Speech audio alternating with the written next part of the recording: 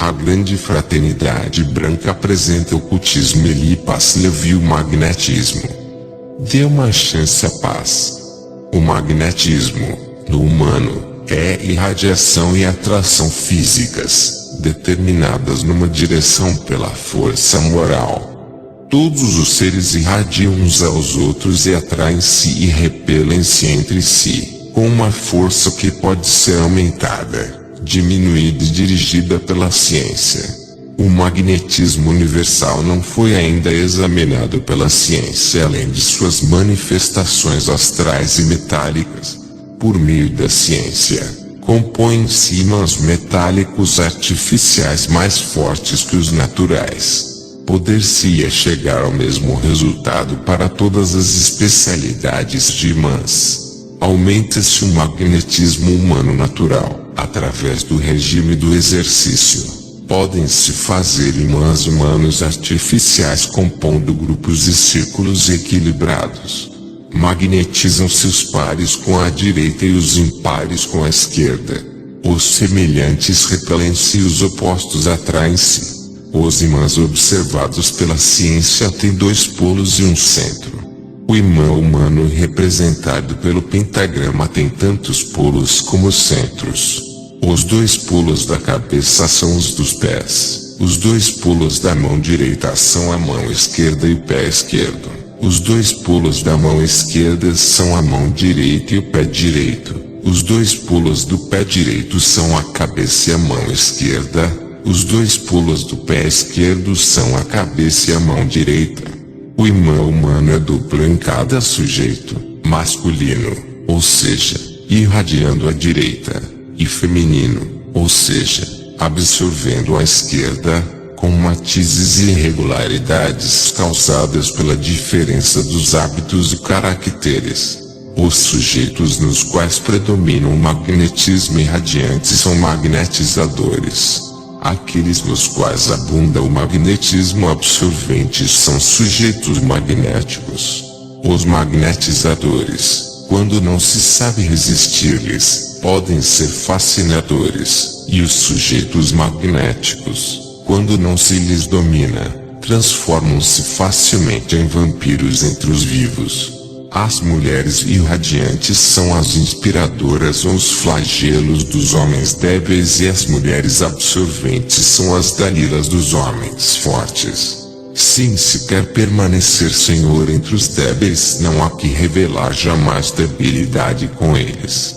2 pessoas formam uma força, 3 formam um grupo, 4 formam um círculo. Na cena simbólica da transfiguração, Jesus ao centro está polarizado no céu por Moisés e Elias, e sobre a terra, São Pedro ao centro, está polarizadas por São Tiago e São João. 2 grupos reunidos formam um círculo perfeito. 12 homens ativos e dispostos a dar a sua vida para difundir a ideia de um mestre podem mudar a paz do mundo. Os apóstolos o demonstraram fazendo milagres. Existe a necessidade de compadres para os escamoteadores e de crentes para os profetas. Sem isto nada triunfa. Os feiticeiros fazem verdadeiros milagres quando estão ajudados pela credulidade dos imbecis. Porém, eu vos digo, em verdade, taumaturgos pequenos e grandes, sejam profetas, embusteiros ou feiticeiros, não vos presteis jamais ao ridículo. Nada quebra tantos círculos magnéticos como uma gargalhada. Um profeta quem se mata, renasce ao 3º dia. Porém, um profeta de quem se ri, não é mais que um louco ou um jumento. Pôncio Pilatos assim compreendeu quando apresentou Jesus ao povo disfarçado de rei de uma casa de loucos. Para impedir este homem de ser um Deus, era necessário transformá-lo numa figura ridícula. Porém, os sacerdotes aos quais havia ferido de morte, queriam sangue e fizeram dele um mártir. Todos sabem o que lhes custou este erro. Que não sonha mais este herói em conquistar os reinos, não poderá de agora em diante conquistar senão a ilha da barataria. Os charlatães gostam de exibir-se, os verdadeiros adeptos ocultam-se. Com malabarismo, se ganha dinheiro. Fazendo obras de ciência podem-se atrair perseguições. Não é a luz que temem os sábios, são as olhadas e obsessões dos loucos. A razão existe em si mesma como as matemáticas puras. Não está no homem, os homens agem segundo seus sentimentos pessoais que não são nunca a absoluta razão. Pois bem, os sentimentos humanos formam-se pela educação, pelos conselhos e pelo exemplo. É por isto que existe solidariedade entre os homens. Deus, ou seja, a razão suprema, responde por todos eles e deve salvar a todos. É por isso também que as grandes paixões são contagiosas, e as fortes vontades, soberanas entre os humanos. Sendo a razão o limite contra o qual se rompem fatalmente todas as aspirações da loucura humana, a grande maioria dos humanos foge e detesta a razão. Se os apaixona furiosamente e se os ata invencivelmente, divinizando para eles a loucura, é porque encontra neste sacrilégio a apoteose de seus desejos. Um humano sem paixões não é nunca um magnetizador, porque não um foco de embriaguez. Pode acalmar, porém não excita. Os verdadeiros apóstolos da razão jamais fizeram prosélitos. A vantagem que tem sobre os demais aqui, se não arrastam a ninguém, ninguém tampouco os arrasta. Uma imensa loucura a serviço de uma grande razão, ocultando a razão e decorando a loucura. Eis o segredo do êxito e do arraste das multidões. Os sábios que morrem pela razão legam sua ciência à loucura. Deve-se viver pela razão, servindo-se da loucura. É possível ligar-se à verdade, porém, só é possível apaixonar-se pela mentira, porque a paixão é o arrebatamento e a obstinação e o absurdo. Todas as religiões humanas têm um lado verdadeiro e outro falso. É pelo seu lado falso somente que inspiram o fanatismo. Para fazer os humanos aceitarem uma nova verdade há que envolvê-la com novas mentiras. Esses véus sucessivos são as chamadas revelações. As revelações sucessivas são e devem ser uma sucessão de mentiras, já que a verdade não muda. Dizer que Deus fez-se judeu com Moisés, depois cristão com Jesus Cristo, logo muçulmano com Maomé, não é falar seriamente.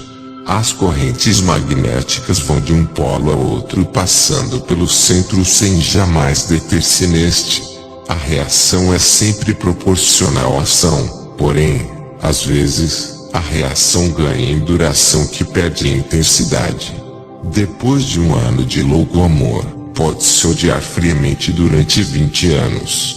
O magnetismo do mal opera mais rapidamente e mais violentamente que o magnetismo do bem. Porém, quebra-se por sua própria violência e o bem sempre triunfa. O bem é conservador e reparador, o mal é perturbador e destruidor.